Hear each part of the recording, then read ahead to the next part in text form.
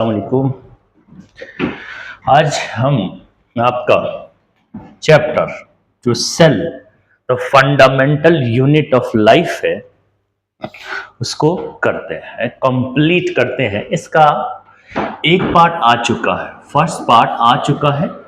और first part में हम लोग प्रोकैरियोटिक सेल को स्टार्ट कर दिए थे। ऑलमोस्ट बहुत सारी बात हम प्रोकैरियोटिक सेल के कर चुके थे। वहां से हम ये लेक्चर सेकेंड यानी पार्ट सेकेंड है, वन शॉट ही है बट दो पार्ट्स में है। वो फर्स्ट पार्ट था वन शॉट, ये सेकेंड पार्ट है वन शॉट का। तो यहां से हम लोग स्टार्ट करते हैं। कहां से? तो यहाँ प्रोकैरियोटिक से। प्रोकैरियोटिक से सोचते हैं यानी हमारा अगर आज की टारगेट टॉपिक्स देखे जो हमें करना है इसके अंदर आज टारगेट टॉपिक्स, तो यानी हमारा गोल क्या है। तो प्रोकैरियोटिक में जो बात है थोड़ा बहुत उसको करना है। तो प्रोकैरियोटिक के बारे में बात करना है, प्रोकैरियोटिक सेल से बात, प्रोकैरियोटिक सेल की बात करनी है। प्रोकैरियोटिक सेल मतलब बैक्टीरियल सेल की बात करनी है। फिर हम लोग यूकैरियोटिक सेल की बात स्टार्ट करेंगे। यूकैरियोटिक सेल में बहुत सारी बातें हमें करना है। यूकैरियोटिक सेल के अंदर हम लोग प्लाज्मा मेम्ब्रेन से रिलेटेड बात कर सकते हैं। हम लोग यहाँ पे प्लाज्मा मेम्ब्रेन की बात करेंगे, साइटोप्लाज्म की बात कर सकते हैं, हम लोग यहाँ पे सेल वॉल की बात करेंगे, सेल वॉल की बात करेंगे। अब साइटोप्लाज्म के अंदर जाके हम लोग यहाँ पे ऑर्गेनेलीज की बात करेंगे, ऑर्गेनेलीज की बात करेंगे और ऑर्गेनेली कितनी तरीके के हैं सब हम लोग यहीं पे बात करेंगे सारी चीज़ें। तो ये आज के लेक्चर में हमारा टारगेटेड टॉपिक से जो आज हमें ये करना है। सो हम लेट्स स्टार्ट करते हैं अपना ये cell the fundamental unit of life. So let's introduce myself Gulrez Ahmad. This is my channel Gulrez excellent classes. Channel पे जो लोग नए हैं प्लीज सब्सक्राइब करें एंड सपोर्ट करें, क्योंकि आपके सपोर्ट से ही हमको वो मोटिवेशन मिलेगा जिससे हम अपने ऊपर और ज़्यादा मेहनत करेंगे और आपका और ज़्यादा फायदा होगा। सो हम अब स्टार्ट करते हैं। अब बहुत देर हो गया बकवास करते हुए।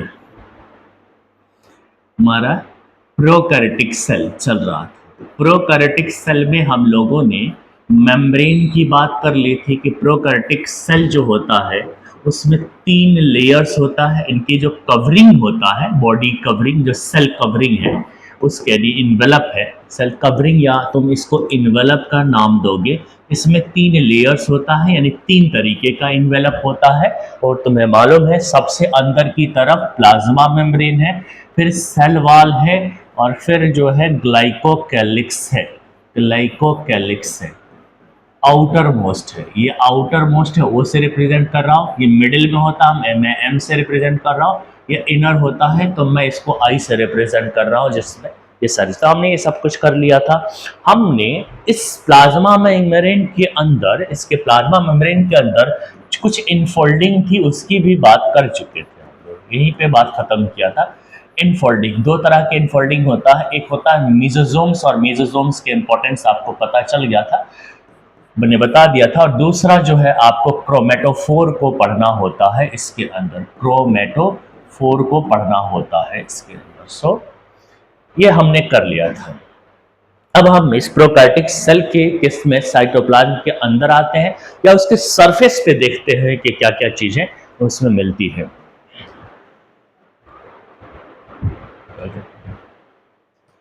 सो चलो स्टार्ट करें। जो स्टार्ट करते हैं। सबसे पहले यहां पे हम लोग सरफेस स्ट्रक्चर को शुरू करते हैं।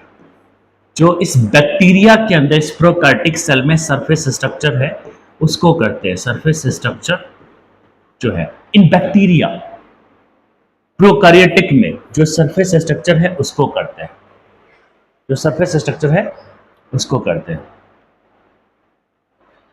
देखते हैं सरफेस स्ट्रक्चर कौन कौन सा होता है। हमारे पास ये रहा प्लाज्मा मेम्ब्रेन,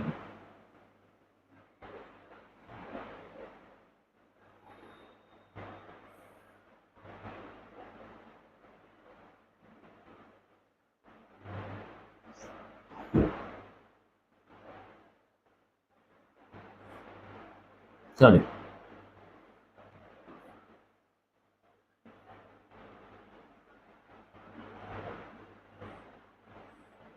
प्लाज्मा मेम्ब्रेन के अंदर इस तरह के इनफोल्डिंग थी, वो मैं बता दिया, पहले भी बताई। ये मीजोजोम से, ये क्रोमेटोफोर है, प्लाज्मा मेम्ब्रेन में इनफोल्डिंग है। उसके बाहर इस तरह का सेलवाल है,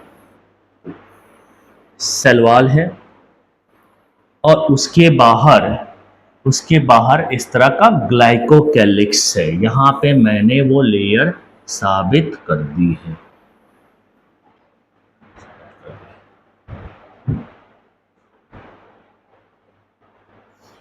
यहां पे ये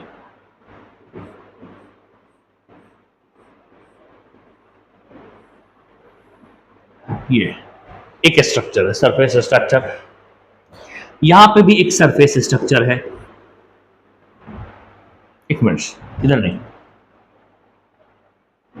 यहां पे एक सरफेस स्ट्रक्चर है, इस तरह से फाइबर लाइक छोटे छोटे। यहां पे भी एक सरफेस स्ट्रक्चर है। तीन तरह के सरफेस स्ट्रक्चर, क्योंकि सरफेस पे है ना, तो इसलिए हम इसको सरफेस स्ट्रक्चर कहते हैं। इसका नाम रखते हैं हम लोग फ्लाजेला, फ्लाजेला, और इसका नाम है फिम्ब्राई, फिम्ब्राई, और इसका नाम है पिलाई, पिलाई, पिलाई। बैक्टीरिया में वैसे ये माइक्रो ऑर्गेनिज्म में भी हम पढ़ा देते हैं, यहाँ पे भी हम बता दे रहे हैं, तो वहां नहीं बताएंगे। तो फ्लैजेला में सबसे पहले सिर्फ यही बता रहा है कि फ्लैजेला क्या है। तो एक तरह का लोकोमोटरी स्ट्रक्चर है बैक्टीरिया के अंदर, प्रोकैरियोटिक ऑर्गेनिज्म के अंदर लोकोमोटरी स्ट्रक्चर है, लोकोमोटरी स्ट्रक्चर है, यानी कि इसे चलने में मदद मिलता है। हेल्प इन लोकोमोशंस, ये लोकोमोशन में मदद करता है। हेल्प इन लोकोमोशंस, लोकोमोशन में ये मदद करेगा, हेल्प करेगा, help in locomotions. Fimbriae help in attachment, ये अटैचमेंट का काम करेगा, अटैचमेंट का काम करेगा। पिलाई जो होता है, पिलाई जो होता है, पिलाई जो होता है, पिलाई जो होता है, पिलाई जो होता है, वो हेल्प करता है कंजुगेशन में, हेल्प इन कंजुगेशंस। कंजुगेशन एक तरह का मिलाप है। ये दो बैक्टीरिया है और ये दोनों बैक्टीरिया एक दूसरे से कनेक्ट होंगे तो इस तरह के पिलाई लाइक स्ट्रक्चर्स है, इसी को हम कंजुगेशन कहते हैं। अटैचमेंट के बारे में मैं बताया नहीं कि होस्ट बॉडी से बैक्टीरिया को अटैच करके रखता है। बैक्टीरिया वेट में बहुत हल्का और छोटा ऑर्गेनिज्म होता है। हवा की झोंकों की वजह से या पानी की वजह से वो अपने जो डिजायरेबल प्लेस है जिसने चूज कर रखा है या किसी होस्ट बॉडी पे है तो वहां पर उसको न्यूट्रिशन मिल रहा, हवा ने उसको गायब कर दिया तो न्यूट्रिशन मिलना बंद हो जाएगा। तो क्या करता है, अपने आप को वहीं स्थिरता के साथ चिपकाए रखने के लिए फिम्ब्राई का इस्तेमाल करता है। फिम्ब्राई, ये आर है, फिम्ब्राई का इस्तेमाल करता है। Help in attachment with host body, host body. इस सरफेस स्ट्रक्चर हमारे पास तीन थे, तीनों के काम समझे। पहला ये फ्लाजिला, दूसरा जो है हमने फिम्ब्राई क्यों नाम लिया, तीसरा पिलाई का नाम लिया। सरफेस स्ट्रक्चर फिनिश हो जाता है। अब बैक्टीरिया के मैं अंदर जाता हूं, यानी यहाँ ये this is the cytoplasm of the bacteria, यानी ये प्रोकैरियोटिक सेल का ये साइटोप्लाज्म है, साइटोप्लाज्म। इसके बारे में बात करें, साइटोप्लाज्म, साइटोसोल, ये बोला करते हैं हम इसको, दो नाम है जिसको कहते हैं। चलो तो हम आगे बात करते हैं इसमें। तो साइटोप्लाज्म का डिटेल हम आगे देखेंगे। तो हम लोग साइटोप्लाज्मिक स्ट्रक्चर की बात करते हैं, साइटोप्लाज्मिक स्ट्रक्चर की बात कर रहे हैं।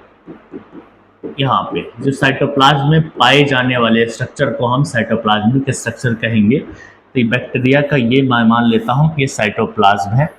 ये प्लाज्मा मेम्ब्रेन पहले बनाता हूँ, प्लाज्मा मेम्ब्रेन पहले बनाया, फिर उसके अंदर ऐसे इनफोल्डिंग बनाया, फिर इसके अंदर जो है यहाँ पे ये सब बनाया। ये प्लाज्मा मेम्ब्रेन है, पीएम साहब है, प्लाज्मा मेम्ब्रेन है, पीएम साहब। इसके अंदर इनफोल्डिंग है, ये है साइटोप्लाज्म। इस साइटोप्लाज्म के अंदर पाए जाने वाले स्ट्रक्चर को तुम साइटोप्लाज्मिक स्ट्रक्चर कहते हो। तो इस साइटोप्लाज्म के अंदर एक बात तुमको याद रखना है कि स्ट्रक्चर में कोई भी ऑर्गेनेली मेम्ब्रेन बाउंड नहीं हो सकती। पहले मैंने बता दिया था कि do not contain membrane bound organelle. अब मेम्ब्रेन बाउंड ऑर्गेनेली कौन कौन हो सकता है ये तुमको पिछले लेक्चर में बताया था। जिन लोगों ने नहीं दिया प्लीज जाकर पिछला लेक्चर देखें, फिर उनको समझ में आएगा। Contain membrane bound organelle, membrane bound organelle कोई सा भी नहीं होता, चाहे वो सिंगल मेम्ब्रेन बाउंड हो या डबल मेम्ब्रेन बाउंड हो। इसके अंदर जो होगा नॉन मेम्ब्रेनस होगा। अब नॉन मेम्ब्रेनस में कई सारे नाम्स है, तो मैं कुछ नाम ले लेता हूँ, उसमें डिटेल जानने की जरूरत नहीं है। यहाँ पे इस तरीके का डीएनए पाया जाता है, यहाँ पे एक इस तरीके का डीएनए पाया जाता है। इस डीएनए को तो हम न्यूक्लियाइड कहते हैं। तो न्यूक्लियाइड इसके साइटोप्लाज्मिक स्ट्रक्चर है। ये भी एक डीएनए है, इसको हम प्लाज्मिड कहते हैं। ये एक्स्ट्रा डीएनए है, प्लाज्मिड एक्स्ट्रा डीएनए है, एक्स्ट्रा क्रोमोसोमल डीएनए याद रखोगे, एक्स्ट्रा क्रोमोसोमल डीएनए है, क्रोमोसोमल डीएनए है। मेन डीएनए क्या, और इसको इस न्यूक्लियाइड को हम लोग मेन डीएनए मानते हैं। मेन डीएनए इसलिए कहते हैं क्योंकि इस बैक्टीरिया के सेल में जितने भी फंक्शन हो रहे हैं उन सारे फंक्शन को कंट्रोल करने का जीन इसके अंदर मौजूद होता है। यानी कि इंपॉर्टेंट जीन, सारे मेन जीन यहीं पे होता है, मेन जीन यहीं पे मौजूद होता है फॉर ऑल फंक्शंस, सारे फंक्शंस के लिए मेन जीन वो यहीं पे होता है, इसी के पास होता है मेन जीन, इसी पे मेन जीन होता है। इसीलिए इसको मेन डीएनए कहते हैं। नाम है न्यूक्लियाइड, क्योंकि इसके चारों तरफ मेम्ब्रेन नहीं है ना। अगर ये मेम्ब्रेन घेर देता तो मैंने इसको न्यूक्लियस कहना था, जो पिछले लेक्चर में हमने बात किया था। अब देखिए इसके अलावा एक और डीएनए है, उसको हम प्लाज्मिड डीएनए कहते हैं। ये सर्कुलर डीएनए है, दिख के पता चल रहा है कि दो सर्कुलर है, तो हम बोलेंगे इसको double stranded circular DNA, double stranded circular DNA, double stranded circular DNA होता है। डबल स्ट्रैंडेड सर्कुलर डीएनए, बस extra chromosomal double stranded circular DNA याद रखना है, उसको हम प्लाज्मिड कहते हैं। और मेन डीएनए को न्यूक्लियाइड कहते हैं। मेन डीएनए इसलिए बोलते हैं क्योंकि इसमें मेन जीन मौजूद है जिससे इस सेल्स की, इस बॉडी के फंक्शन को मेंटेन किया जाएगा। और यहाँ पे आओ तो यहाँ पे तुम यहाँ पे बहुत सारे इस तरीके का स्ट्रक्चर देखोगे। ये क्या है, राइबोसोम है। ये सब क्या है, राइबोसोम है, राइबोसोम है। ये राइबोसोम 70S होता है, 70S टाइप राइबोसोम यहाँ पे पाए जाते हैं। 70S टाइप राइबोसोम्स इसमें पाए जाते हैं। 70S राइबोसोम अगर बीच में ऐसे एक आरएनए गुजर जाता है तो फिर ये पूरे कलेक्शंस को हम लोग पॉलीसोम्स भी कहते हैं, पॉलीसोम्स भी कहते हैं। राइबोसोम की डिटेल हम आगे देंगे, इतना याद रखें। सो यहाँ पे हमारा पूरी तरीके से प्रोकैरियोटिक सेल फिनिश हो जाता है। इससे ज़्यादा बात अभी नहीं करना, हम लोग शुरू करते हैं यूकैरियोटिक सेल्स को। नेक्स्ट टॉपिक जो हमारा होगा यूकैरियोटिक होगा, सो स्क्रीनशॉट ले इसकी।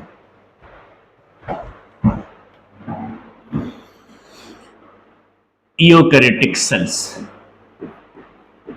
यूकैरियोटिक सेल्स है।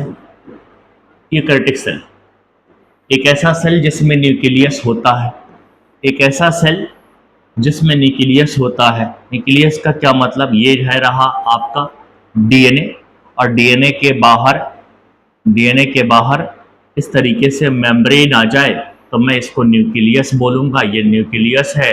अब जब न्यूक्लियस है तो इस सेल को मैं यूकैरियोटिक सेल बोलूँगा। सारी कहानी इसी में है। यूकैरियोटिक सेल में सारी मेम्ब्रेन बाउंड ऑर्गेनेली वगैरह सब पाई जाती है। इसमें मेम्ब्रेन बाउंड ऑर्गेनेली में सब कुछ पाया जाता है। यहाँ पे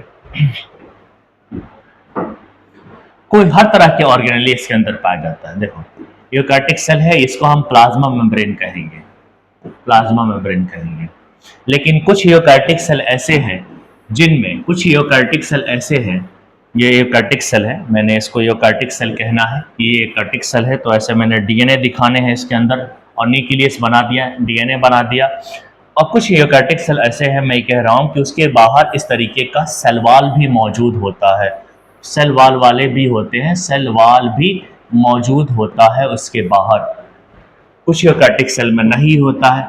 अब जैसे कि बात करें एनिमल सेल की, तो एनिमल सेल एक ऐसा यूकैरियोटिक सेल है जिसमें सिर्फ प्लाज्मा मेम्ब्रेन ही है, यानी आउटर मोस्ट मेम्ब्रेन इसका प्लाज्मा मेम्ब्रेन है। लेकिन बाकी प्लांट सेल की बात करते हैं, प्लांट सेल की बात करें या फंजाई के सेल की बात करें, तो उसके अंदर आपका ये सेल वॉल मौजूद है। यहाँ एनिमल सेल के साथ साथ तुम प्रोटोजोआ की भी बात कर लो, तो उसमें क्या है, सिर्फ प्लाज्मा मेम्ब्रेन है आउटर मोस्ट लेयर के रूप में।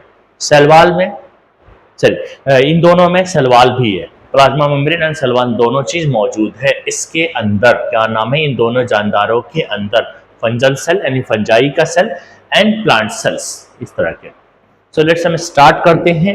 सबसे पहले हम लोग बात करते हैं सेल वॉल की, चलो उससे उधर की तरह से हम बात करते हैं सेल वॉल की, फिर हम बात करेंगे प्लाज्मा मेम्ब्रेन की, फिर हम बात करेंगे साइटोप्लाज्म की, फिर हम बात करेंगे साइटोप्लाज्म। अंदर जो है ना वो साइटोप्लाज्म, वो सब में होगा, हर तरह के सेल में साइटोप्लाज्म पाए जाते हैं, एक ही तरीके का नहीं।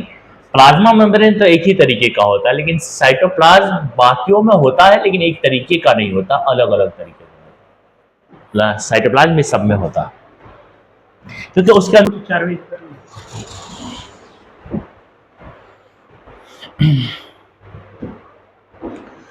एक सेकेंड वेट।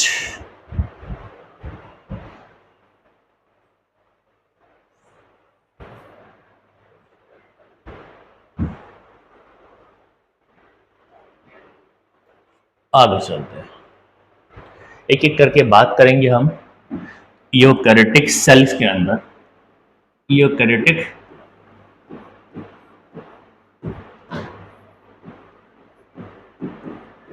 सेल के अंदर सबसे पहले हम लोग प्लाज्मा मेम्ब्रेन को बात करते हैं।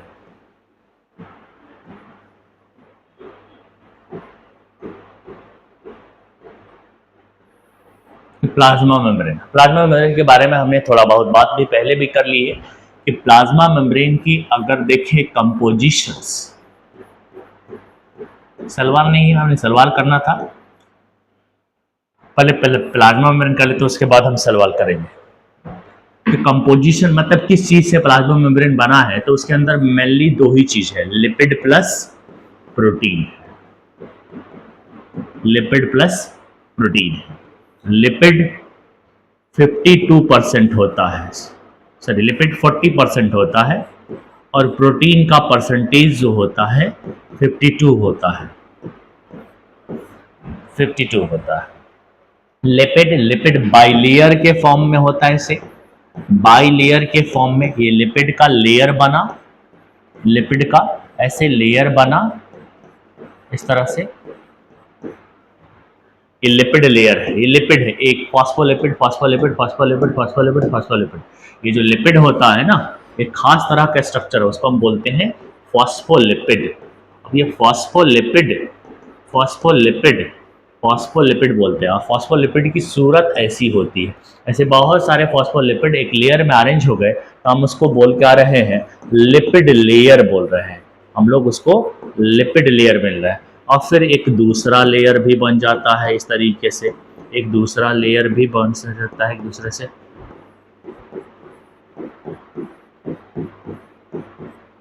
इसको एक और लेयर है, ये एक और लेयर है, दोनों मिला के हम लोग क्या बोल रहे हैं, लिपिड बाइलेयर। दो लेयर है, तो इस दोनों को मिला के हम क्या बोले हैं, लिपिड बाइलेयर। यहाँ जो प्लाज्मा मेम्ब्रेन के अंदर जो लिपिड होता है वो बाइलेयर फॉर्म में पाया जाता है। ये मेरा कहना ये है कि प्लाज्मा मेम्ब्रेन के अंदर लिपिड प्लस प्रोटीन होता है, लिपिड 40% होता है, लेकिन जो लिपिड होता है वो दो लेयर में पाया जाता है, और हम बोलेंगे कि प्लाज्मा मेम्ब्रेन के अंदर लिपिड बाइलेयर के फॉर्म में पाया जाता है। और प्रोटीन कहाँ होता है, तो यहाँ पे उनके अंदर हो सकता है या उनके सरफेस पे हो सकता है, लिपिड के बीचों बीच इन द मैट्रिक्स में हो सकता है, या फिर बाहर भी हो सकता है। ये क्या है, प्रोटीन कहलाता है, प्रोटीन। ये क्या है, प्रोटीन, ये क्या है, प्रोटीन। प्रोटीन ना, ये प्रोटीन क्या करता है, प्रोवाइड चैनल, ये चैनल प्रोवाइड करता है, चैनल टू सेलेक्टिव एंट्री, बच के तो सेलेक्टिव एंट्री,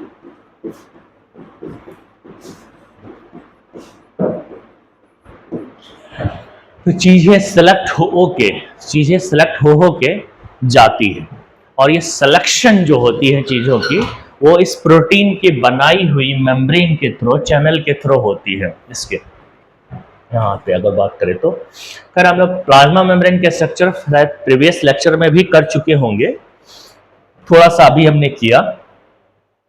प्लाज्मा मेम्ब्रेन किन चीजों से बनी है ये बताया, लिपिड और प्रोटीन, और जो लिपिड है वो फॉस्फोलिपिड के फॉर्म में होता है, और ये लेयर्स के फॉर्म में पाए जाते हैं, एक लिपिड का लेयर दूसरे लिपिड का लेयर, दोनों मिला के लिपिड बाई लेयर कहते हैं, और प्रोटीन उनके बीच में या उनके पेरिफेरल रीजन में पाया जाता है। ठीक है, ज्यादा बात नहीं करना है प्लाज्मा मेम्ब्रेन के बारे में कि प्लाज्मा मेम्ब्रेन और क्या है। तो plasma membrane selectively permeable membrane है, सेलेक्टिवली परमिएबल मेम्ब्रेन है, सेलेक्टिवली परमिएबल मेम्ब्रेन है। क्यों है? क्योंकि चीजों को वो सेलेक्ट करके भेजता है, किसी की एंट्री नहीं दे देता है, चीजों को वो सेलेक्ट कर करके देता है। जो चीज वो चाहेगा उसको अंदर लेगा, या जो चीज चाहेगा उसे बाहर निकालेगा।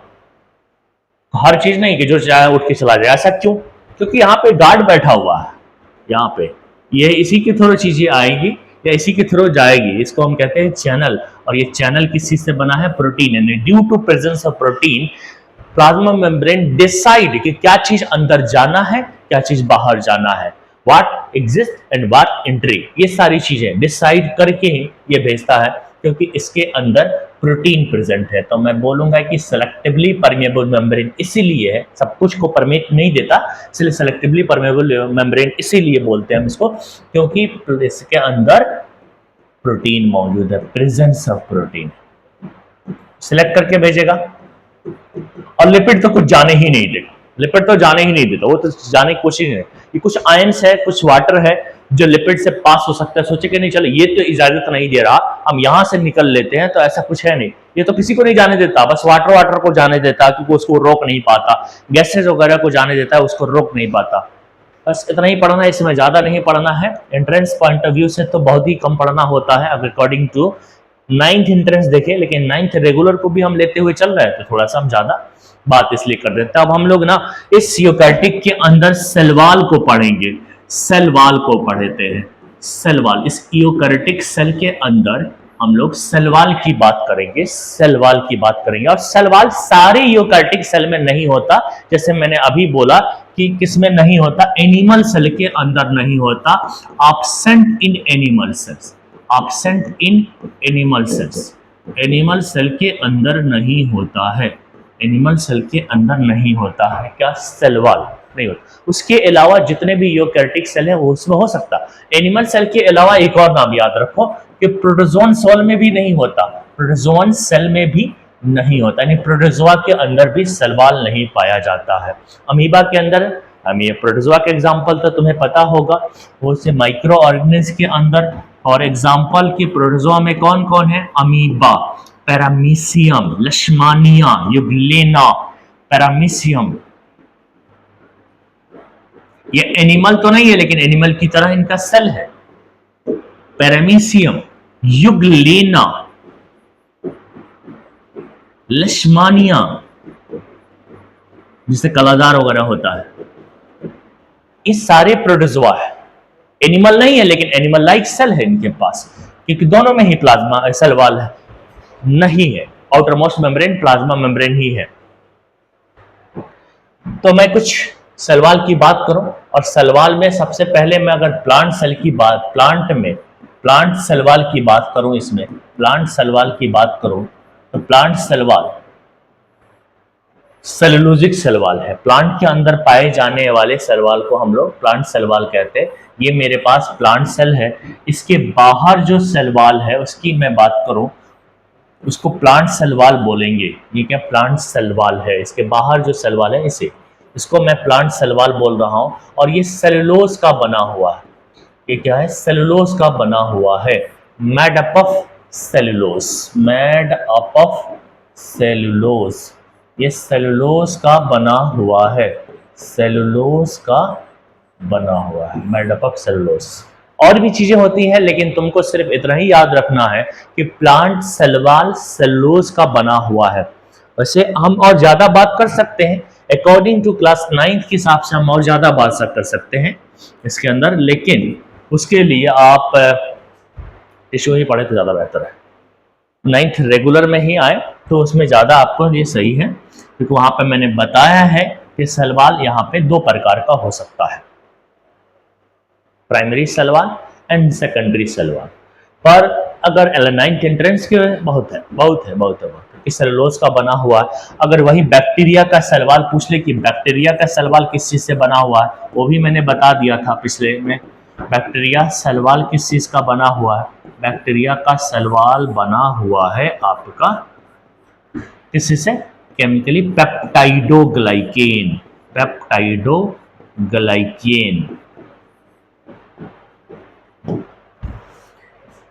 तीसरा, अगर फंजाई का सेल वॉल पूछे, यानी फंजल सेल वॉल, प्लांट में होता है सेल वॉल, बैक्टीरिया में होता है और फंजाई में होता है। फंजाई का पूछे तो काइटिन बोल देंगे कि काइटिन होता है, काइटिन। काइटिन वो केमिकल का नाम है, उससे वो सेल वॉल बनता है। तो हमने यहाँ पे सेल वॉल भी देखा हमने cell wall.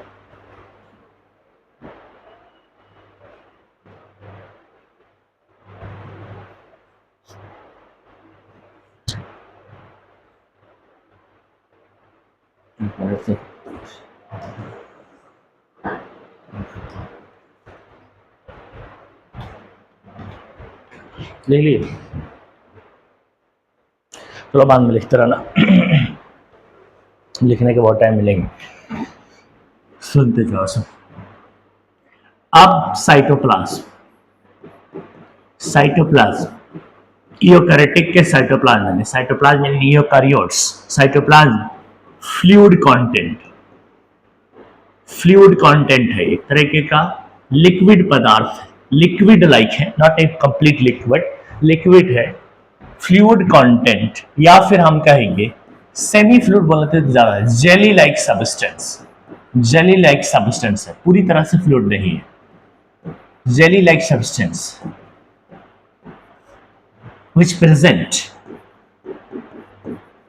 which lie between plasma membrane and nuclear membrane। ये मेरे पास एक सेल है, और सेल में ये जो बाउंड्री होती है, मैं इसको प्लाज्मा मेम्ब्रेन कह दिया।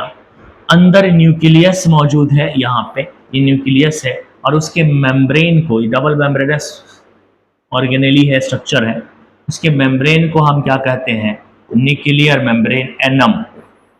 इनके बीच में यहाँ पे बहुत सारे ऐसे फ्लूइड कंटेंट पाए जाते हैं, यहाँ पे फ्लूइड चीजें होती है जिसमें बहुत सारी चीजें तैर रही होती है।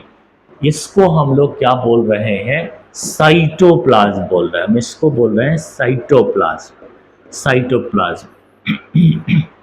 इसमें क्या क्या पाया जाता है? तो मैंने कहा कि साइटोप्लाज्म इंक्लूड, इसके अंदर है ना बहुत सारे स्मॉल स्ट्रक्चर पाए जाते हैं, उसको हम लोग ऑर्गेनेली कहते हैं।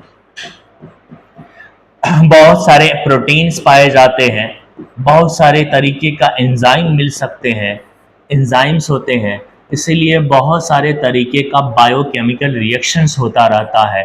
तो हेल्प इन बायोकेमिकल रिएक्शंस, बहुत सारे तरह के बायोकेमिकल रिएक्शंस होते रहते हैं, बायोकेमिकल रिएक्शंस।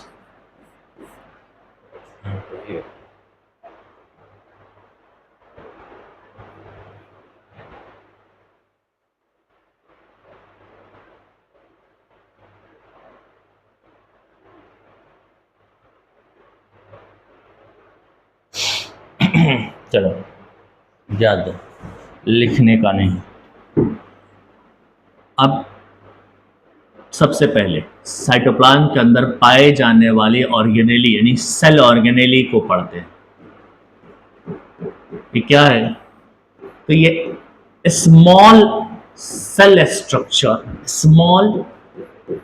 स्ट्रक्चर एक छोटा सा सेल स्ट्रक्चर है विच present in cytoplasm and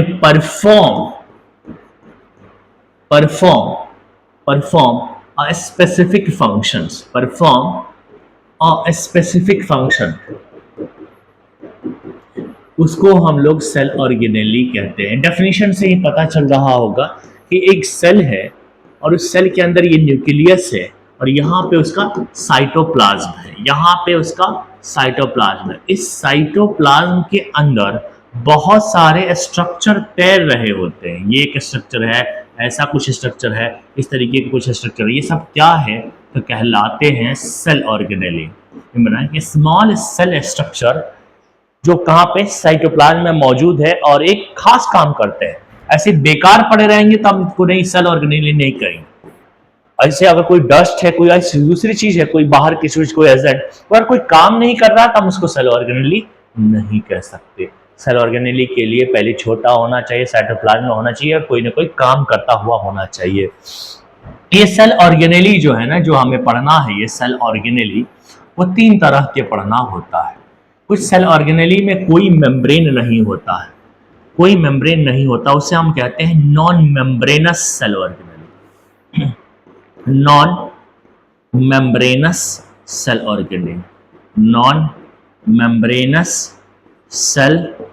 organelle. दूसरा मेम्ब्रेन बाउंड सेल ऑर्गेनेली।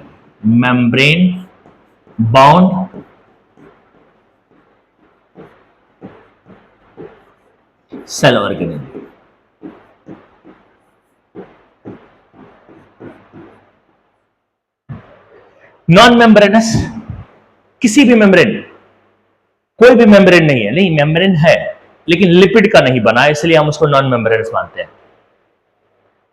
जैसे तुम्हारे पास पैसा है लेकिन तुम्हारे माँ बाप का है तो हम उसको तुम्हारा नहीं मानेंगे।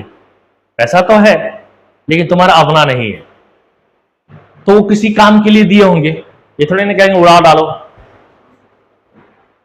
तो फिर उसका कोई फायदा नहीं। तुम्हारा अपना होता तो फिर कुछ भी करते। उसी तरीके से इनके पास मेम्ब्रेन तो है लेकिन लिपिड का नहीं है, और लिपिड का नहीं है तो हम इसको नॉन मेम्ब्रेनस ही मानते हैं कि इनका मेम्ब्रेन तो है पर लिपिड का नहीं है। मेम्ब्रेन प्रेजेंट है लेकिन वो लिपिड से बना हुआ नहीं है वो membrane, but not lipid layer, lipid से बना हुआ लेयर नहीं है, मेम्ब्रेन नहीं है, लिपिड मेम्ब्रेन नहीं है, लिपिड से बना हुआ मेम्ब्रेन नहीं है। यहाँ पे मेम्ब्रेन जो है लिपिड से बना हुआ है, लिपिड से बना हुआ है। अच्छा, जो मेम्ब्रेन बाउंड हम सेल ऑर्गेनेली पढ़ने वाले हैं ना, वो भी 2 प्रकार का होता है। एक जो होता है उसको हम कहते हैं सिंगल मेम्ब्रेनस ऑर्गेनेली, हम उसको बोल रहे हैं सिंगल मेम्ब्रेनस ऑर्गेनेली, हम उसको बोला करते हैं। दूसरा हम पढ़ेंगे डबल मेम्ब्रेनस ऑर्गेनेली,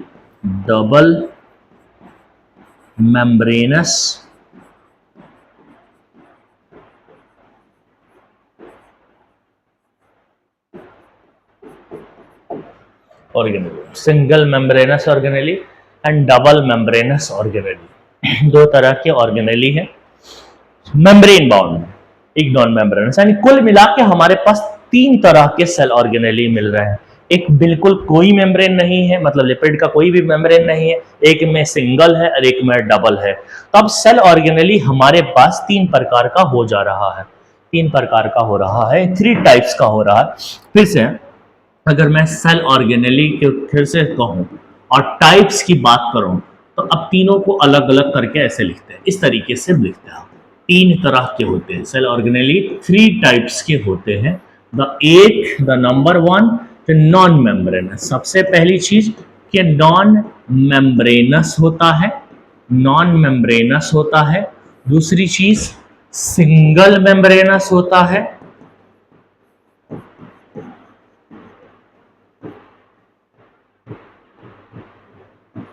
तीसरी चीज डबल मेम्ब्रेनस होता है।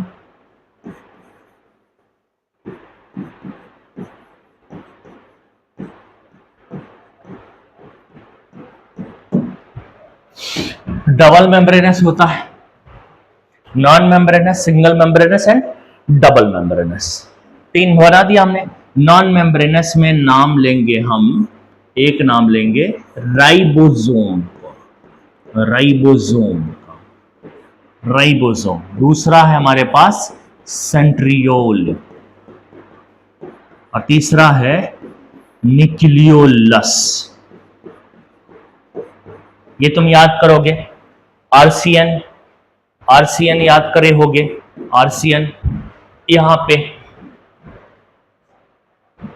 एनआरसी भी याद कर सकते थे। हाँ, राइबोसोम, सेंट्रियोल एंड न्यूक्लियोलस। यहाँ डबल मेम्ब्रेनस पे यहां पे आओगे, माइटोकॉन्ड्रिया याद रखना है, माइटोकॉन्ड्रिया याद रखना है, यहाँ पे क्लोरोप्लास्ट याद रखना है, एनएमसी है ये।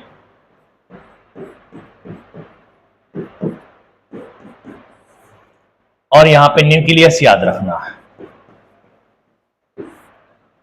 देखो वो आरसीएन, साइनाइड, आइसोसाइनाइड, ये एमएनसी भी बोल सकते हैं, एमसीएन बोल सकते हैं, या फिर न्यूक्लियस ऊपर कर देता तो सबसे ऊपर कर देता तो एनएमसी बन जाता। Nucleus, mitochondria and chloroplast. ऐसे करो, प्लास्टिड कर दो, सिर्फ क्लोरोप्लास्ट ही क्यों, 9th भी पढ़े, 9th रेगुलर के हिसाब से मैं यहाँ पे प्लास्टिड कर देता हूँ और ये कोड हटा देता हूँ। पढ़ो पे कोड को गोली मारो। एनपीएम, मम्मी पापा और नाना, ठीक है, तीन लोग आ गए। देखो तीन ये याद रखोगे, तीन याद रखोगे, तीन याद रखोगे, तीन उधर तीन इधर, बाकी जितने ऑर्गेनेली वो सब इसी में आएंगे, यानी सब के सब जो होंगे ये इसमें ही आएंगे। इसके अंदर इंडोप्लाज्मिक रेटिकुलम आएगा, इंडोप्लाज्मिक रेटिकुलम आएगा, इंडोप्लाज्मिक रेटिकुलम आएगा। दूसरा इसके अंदर आएंगे गोल्गी बॉडी, इसके अंदर हमें पढ़ना होगा गोल्गी बॉडी, इसके अंदर ही हमको पढ़ना होगा लाइसोसोम्स और इसके अंदर ही हमको पढ़ना होगा वैक्यूल्स। इतना ही पढ़ना होता है हमको, ठीक है। ऑर्गेनेली में ये सारे नाम पढ़ने होते हैं। अब यहाँ पे हम बात करते हैं थोड़ा थोड़ा, ये सबको ज्यादा ज्यादा नहीं पढ़ना है।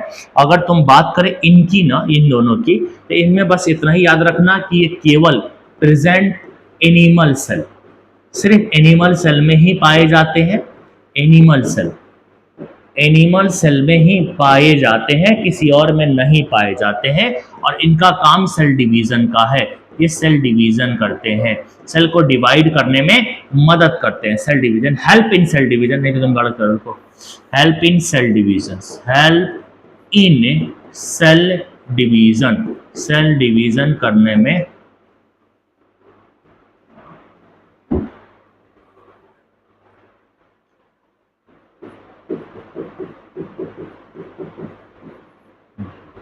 न्यूक्लियस के बारे में देखें तो न्यूक्लियस जो होता है, न्यूक्लियोलस, पहली बात क्या होगा, के लिए होगा स्मॉल स्फेरिकल बॉडी होता है, स्मॉल स्फेरिकल बॉडी होता है।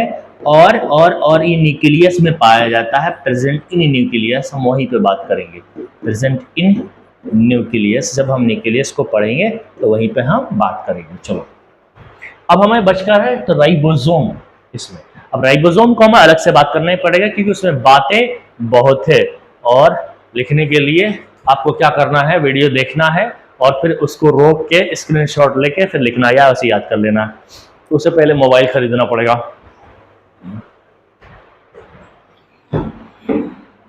अभी तो बहुत सस्ता सस्ता मोबाइल चल रहा, 2-2 रुपये का।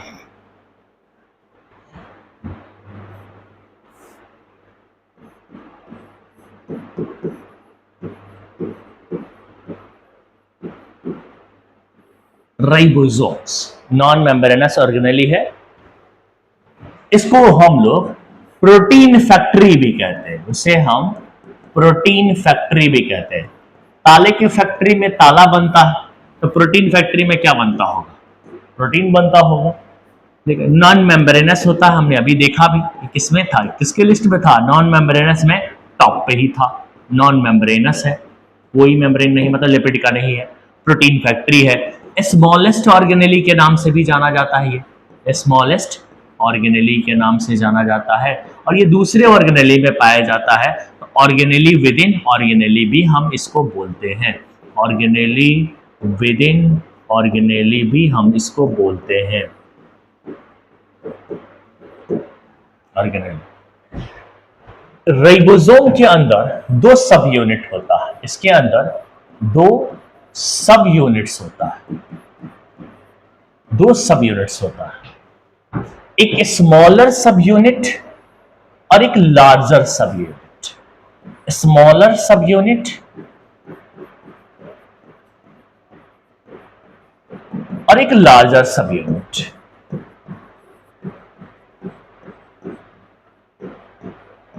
स्मॉलर और लार्जर सब unit.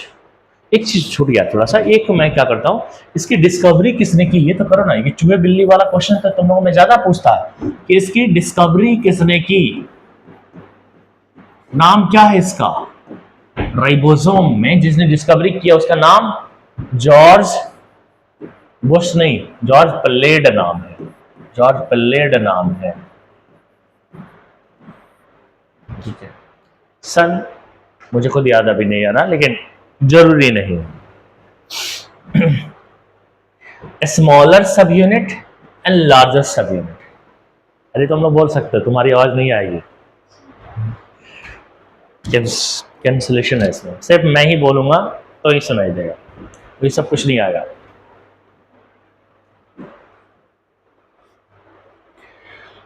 Organelle with in organelle, कुछ पॉइंट्स है जो इंपॉर्टेंट है, 9th एंट्रेंस में पूछ जा सकता है, 9th इवन 11th एंट्रेंस में भी पूछता है। 11th एंट्रेंस पे हम बात कर रहे हैं, 9th एंट्रेंस में तो इतना काफी है, ये याद रख लो, बहुत है। ठीक है, प्रोटीन बनाता है, सबसे छोटा ऑर्गेनेली है, दूसरे ऑर्गेनेली में भी पाया जाता है, इसलिए हम ऑर्गेनेली विद इन ऑर्गेनेली कहते हैं, हम इसको। नॉन मेम्ब्रेनस होता है, बहुत है। यहाँ पे हम आगे बढ़ते हैं तो आगे हम देखें कि इसके अंदर दो सब यूनिट है, एक छोटा सब यूनिट है, एक बड़ा सब यूनिट है।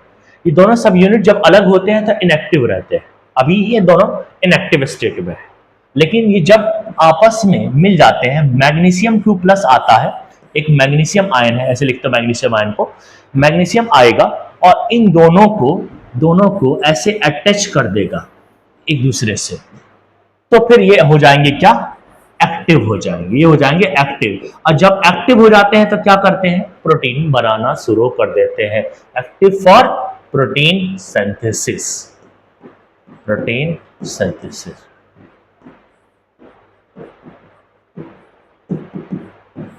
Protein synthesis, protein synthesis. तो अब आ गया आगे, अब सब यूनिट तो मालूम है, दो सब यूनिट होता है। अब टाइप्स की बात करें, राइबोसोम्स की टाइप्स की बात करते हैं, राइबोसोम्स की टाइप्स की बात करते हैं, राइबोसोम्स की टाइप्स की बात करते हैं। राइबोसोम के दो टाइप्स होते हैं, दो तरह के राइबोसोम्स होते हैं, एक छोटा राइबोसोम्स, एक बड़ा। छोटे वाले को बोलते हैं प्रोकैरियोटिक राइबोसोम्स, क्योंकि प्रोकैरियोटिक के साइटोप्लाज्म में पाया जाता है, लेकिन प्रोकैरियोटिक राइबोसोम्स हम उसको बोलते हैं, प्रोकैरियोटिक राइबोसोम्स हम उसको बोलते हैं, और दूसरे वाले को हम लोग यूकैरियोटिक राइबोसोम बोलते हैं।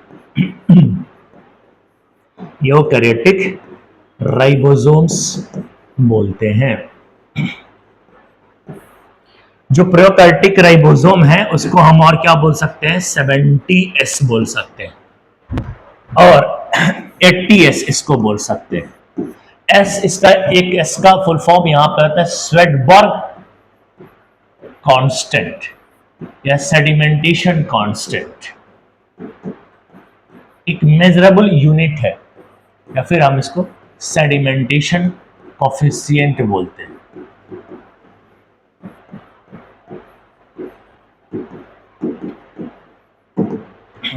कैसे कैसे बना है वो हायर, बहुत ज्यादा हायर क्लास में जाके हमें वो पढ़ना होता, अभी तक रही है।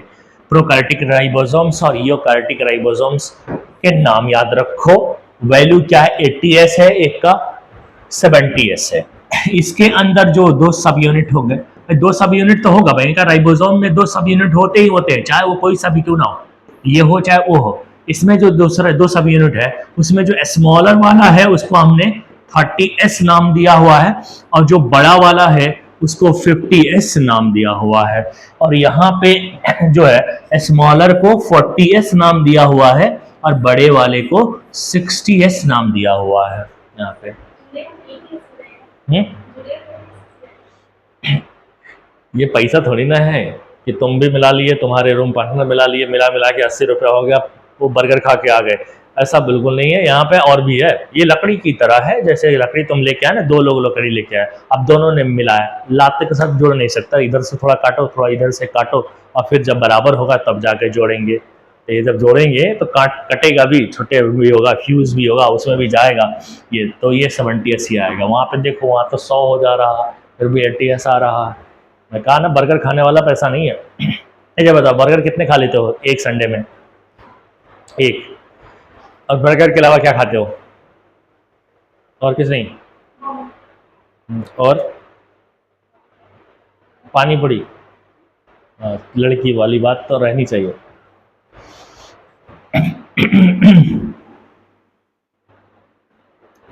देखो यहाँ पे ये दोनों मिल जाएंगे, A50S भी और ये, तब ये अपना प्रोटीन बनाने लगेंगे। वो भी आपस में, आप जब तक ऐसे अलग अलग है तो इनएक्टिव है, यहाँ पे भी जब ये मिल जाएंगे तो एक्टिव हो जाएंगे, और एक्टिव हो जाएंगे तो कैसे दिखेंगे? ऐसे 60S और यहाँ पे 40S। अब एक्टिव हो गए, ये प्रोटीन बनाने लगेंगे।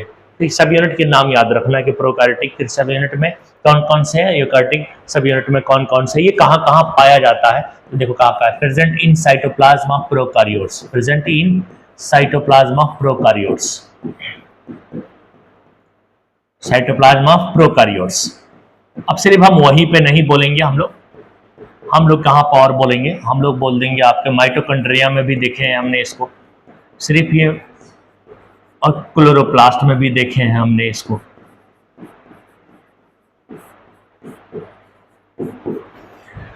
यूकार्योटिक राइबोसोम्स के बारे में बात करें तो ये साइटोप्लाज्म ऑफ यूकार्योट्स में पाया जाता है। एक तो मेन तो है ये साइटोप्लाज्म ऑफ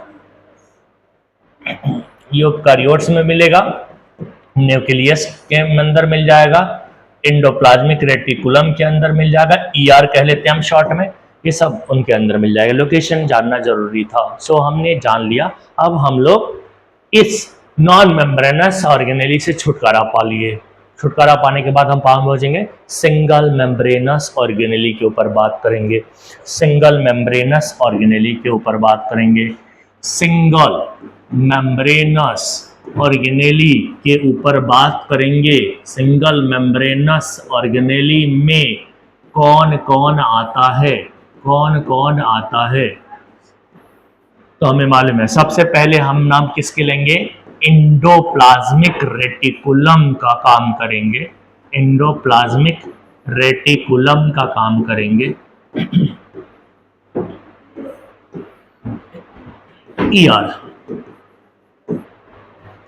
एंडोप्लाज्मिक रेटिकुलम, इसका सबसे पहले काम खत्म करते हैं, एंडोप्लाज्मिक रेटिकुलम को, ठीक है। एंडोप्लाज्मिक रेटिकुलम को हम लोग माइलोइड बॉडी भी बोलते हैं, अल्सो कॉल्ड माइलोइड बॉडी। इसका एक और नाम है, जैसे कि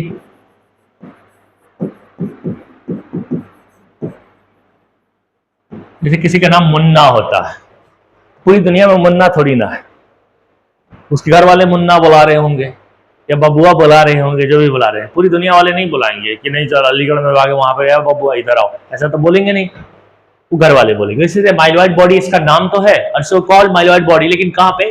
केवल आंखों की जो रेटिना सेल है उसमें, इन रेटिना सेल, रेटिना सेल या रेटाइनल सेल्स के अंदर इसके ये नाम है माइलोइड बॉडी। एंडोप्लाज्मिक रेटिकुलम का ये नाम है, माइलोइड बॉडी है। दो प्रकार का होता है एंडोप्लाज्मिक रेटिकुलम, एक याद रखना कि दो प्रकार का होता है।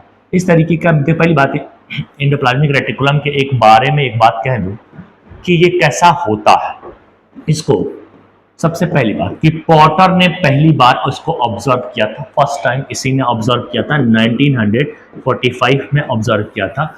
Just after discovery of electron microscope, Potter ने इलेक्ट्रॉन माइक्रोस्कोप के इस्तेमाल करते हुए सेल के अंदर कुछ इस तरीके से, सेल के अंदर ये सेल है और सेल के अंदर यहाँ पे न्यूक्लियस देखा और न्यूक्लियस के पास जो है उसी के मेम्ब्रेन से जुड़ा हुआ इस तरीके का कुछ मेम्ब्रेनस स्ट्रक्चर देखा, कुछ ट्यूबुलर स्ट्रक्चर ऐसे देखा इस तरह से। इसी का नाम उसने इंडोप्लाज्मिक रेटिकुलम यानी ईआर रखा था, इसी का नाम उसने रखा था इन पॉटर ने। तो पॉटर ने देखा था कब से, 1945 में, observe some membranes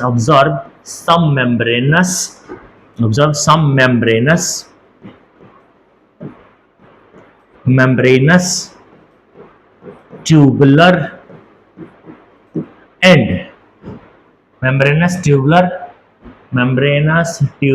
and branch like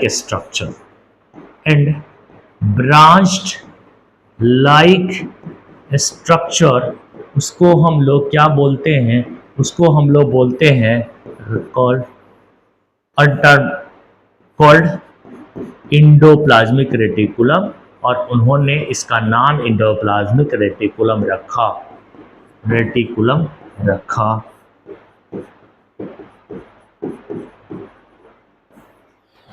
किसे, पॉटर ने ये देखा था ऐसे मेम्ब्रेनस ट्यूबुलर ब्रांच स्ट्रक्चर पाए जा सकते हैं, इस तरीके के स्ट्रक्चर्स। ऐसे भी हो सकता है इसके अंदर कुछ इस तरीके के भी स्ट्रक्चर मिल सकते हैं, हम इसके अंदर कई सारे तरीके के स्ट्रक्चर, ऐसे भी स्ट्रक्चर इसके अंदर मिल सकते हैं। वो सब हम अभी नहीं करना, हमें सीधा क्या करना है, इसके टाइप्स के बारे में बात करनी है। इंडोप्लाज्मिक रेटिकुलम दो प्रकार का होता है, काफ़ी है आपके 8, 9, 10, 11th एंट्रेंस तक, इतना काफ़ी कॉन्सेप्ट है, इतना काफ़ी डेप्थ है, इससे ज़्यादा नहीं जाना है।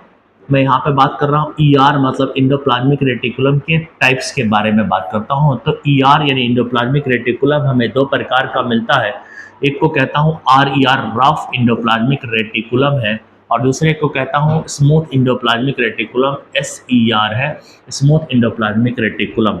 रफ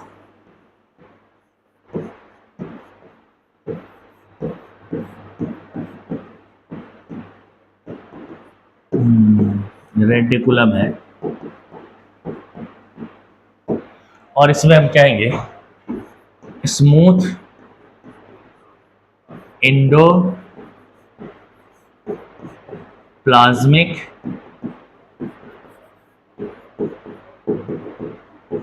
रेटिकुलम,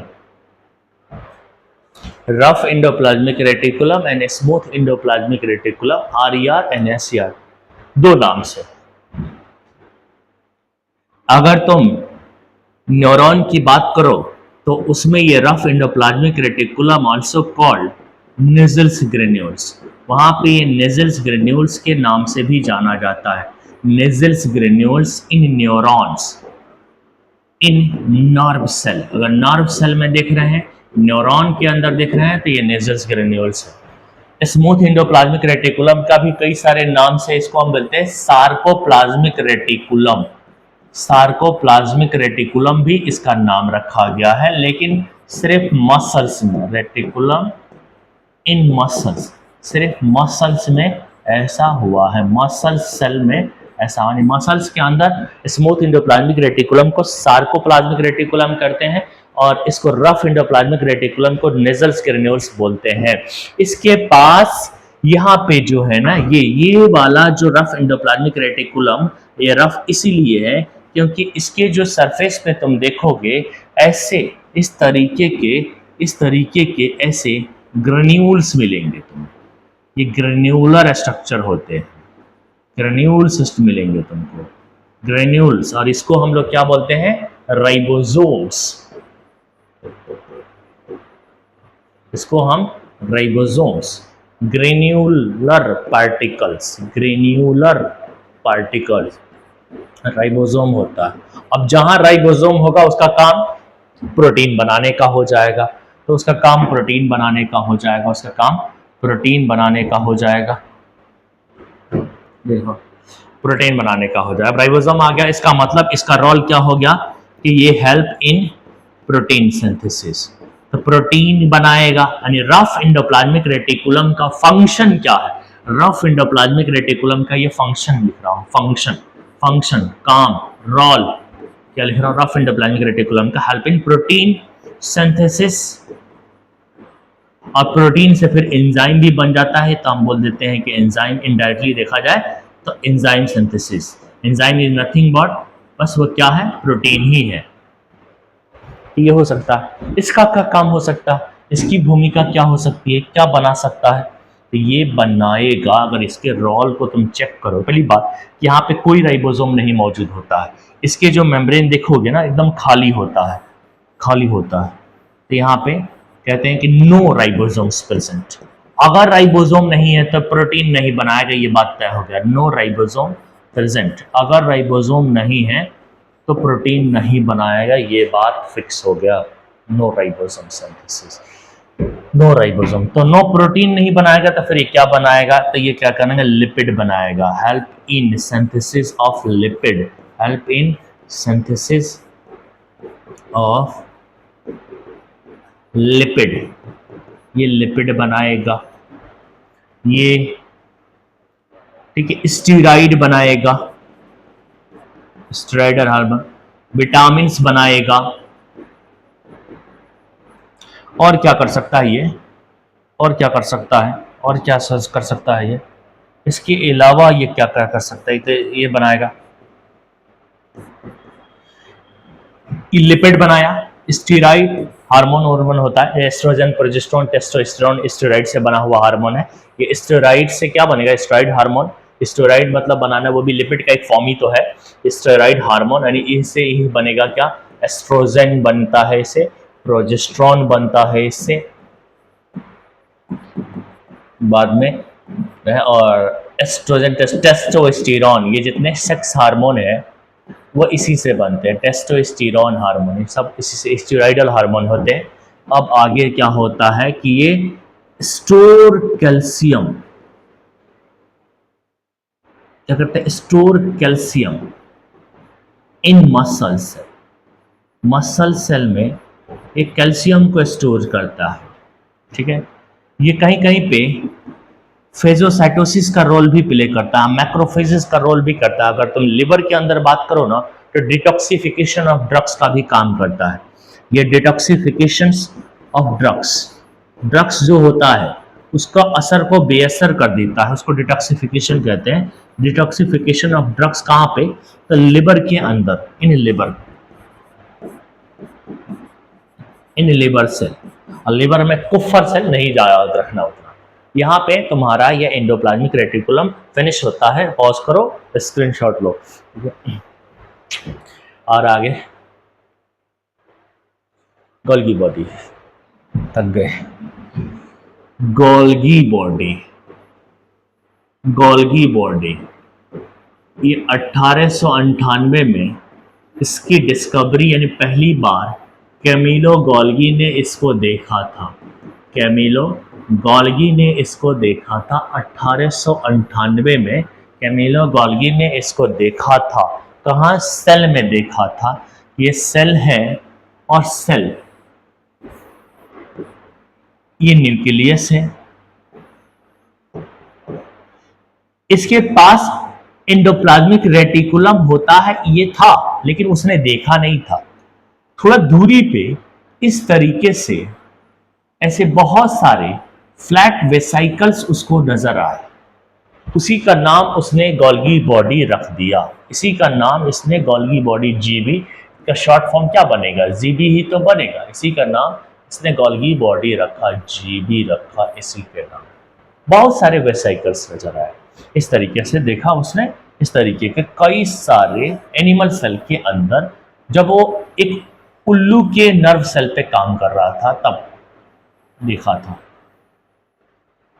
एक्सीडेंटल डिस्कवरी है, अपने आप पता चल गया। वैसे तो उल्लू के नर्व सेल पे काम कर रहा था। ये गोल्गी बॉडी, पूरे को मिला के गोल्गी बॉडी कहते हैं, पूरा एक गोल्गी बॉडी। अब गोल्गी बॉडी में जो एक सिंगल, ये जो सिंगल चीज है ना, इसको हम सिस्टर्नी कहते हैं। सिस्टर्नी क्या है, तो unit of Golgi body, unit of Golgi body,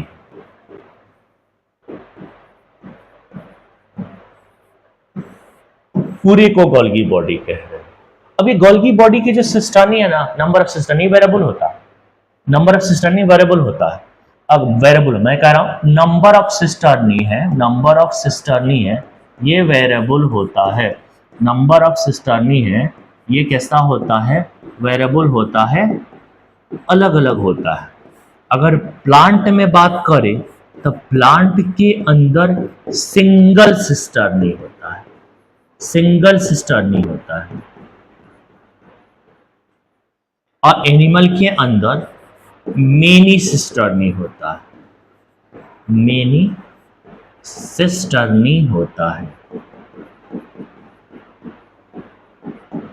अब सिंगल सिस्टर्नी होने की वजह से प्लांट सेल के गोल्गी बॉडी को, प्लांट सेल के गोल्गी बॉडी को हम लोग डिक्टियोजोम्स भी बोलते हैं, डिक्टियोजोम्स भी बोलते हैं।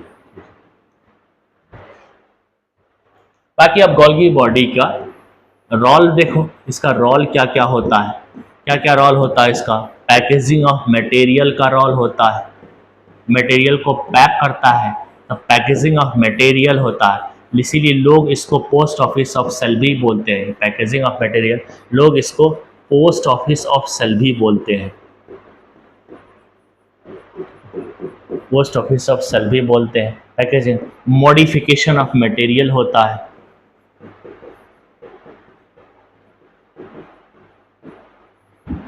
मटेरियल को मॉडिफाइड करता है।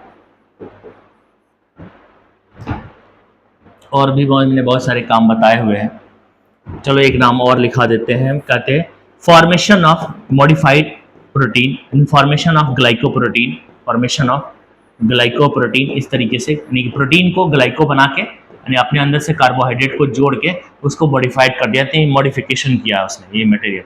एंड इस चीज़ का एग्जाम्पल ही अगला वाला, तीसरा वाला, formation of glycoprotein and glycolipid, ये बनाता है।